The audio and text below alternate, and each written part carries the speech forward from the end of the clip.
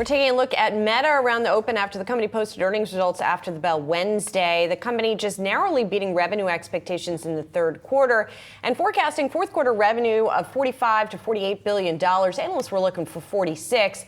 Meta also says it expects capital expenditures to grow significantly in 2025. Here with reaction, Rohit Kulkarni, Roth Capital Partners Managing Director. Rohit, good to see you. We see the stock move down a little bit here. Of course, closed at a record yesterday, and it's up like 60% this year.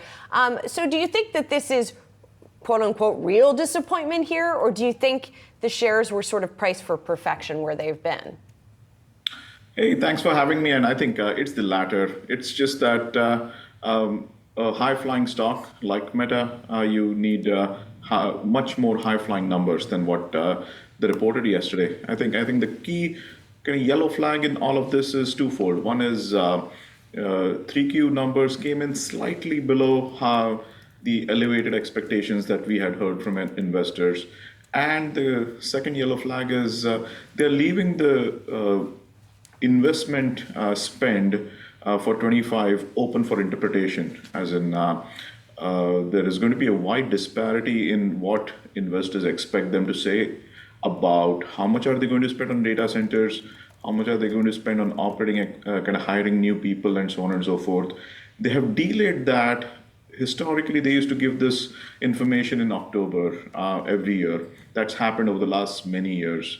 Now they're going to give us that information in the end of January. So there is this period where you have a very important 4Q coming up, and then an equally important guidance for spend coming up. So there is going to be an air pocket in the Facebook shares.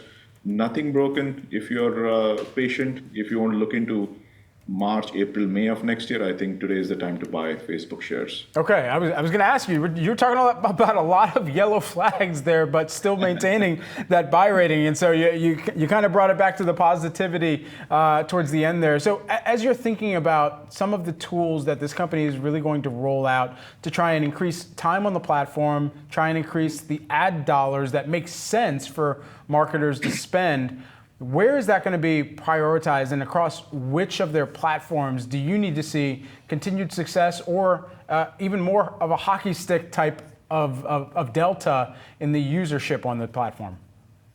I think it is more of the same, in my opinion. It is for a platform with more than 3 billion daily users, I think slightest improvement in showing the right ad to the right person at the right time and showing that right piece of content along with it, I think that's an extremely complicated kind of problem to solve. And they're solving that problem in bits and pieces. They've solved it maybe 30-40% of the way using a lot of AI tools that they have provided to advertisers and improving the targeting of content to consumers. But I continue to believe that there is going to be a lot of new improvement coming up where that targeting, that engagement, better advertiser ROI, better consumer kind of time spent, all of those things just start to amplify the classic flywheel that you want in a network like Facebook. And that's what we feel very bullish on into next year. Rohit, I have to offer a little bit of anecdata here and ask you about it. I'm an occasional Facebook user, and man, in the last 6 months, my feed has been loaded with trash, like ads that have nothing to do with me, stuff that's from places where I am not. And I've been kind of surprised at my personal experience and the disconnect between that and what I've been seeing in these numbers and what they've been touting with this ad targeting. I can't be the only one. I've talked to other people who are having this issue too. What do you make of that disconnect? I think you just need to take better control of your feed, Sarah. I think you're one of those probably tens of millions of people where Facebook is experimenting that, hey, what if we start showing you content and we show you a lot of different content, and if you log in multiple times a day, you'll see a completely different flavor of what Facebook looks like. And they'll keep on experimenting that until you take complete control of your feed. And what they call this is involuntary content targeting, where they're trying to figure out with this new algorithm that they've changed over the last 6-9 months, what is it that you'll engage with, and it's almost like throwing the kitchen sink at you, or and see what sticks. So I feel AI has enabled them to do that, and I think at some point they're less worried about losing users, losing advertisers, and losing engagement, because they have this flexibility of experimenting with a small crowd, which is big enough for a lot of companies, and then coming back and kind of just exploding that successful experiment to a bigger crowd as such. So I think that's what they're doing. I would just say personally, just take control of your newsfeed and see what happens. Oh, but then I have to spend time doing it, Rohit. It's a whole thing. You got to cleanse your Yes, algorithm. but you're right. It's so important. Algorithm cleansing is a new thing. It's like the new self-care Saturday. Yeah. I'd rather spend time out in the real world on my Saturday.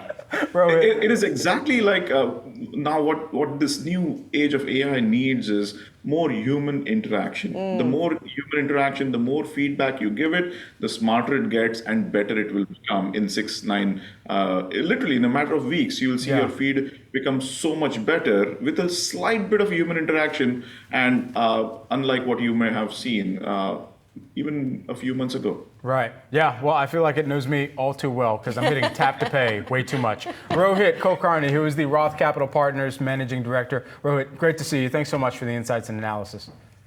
Thank you.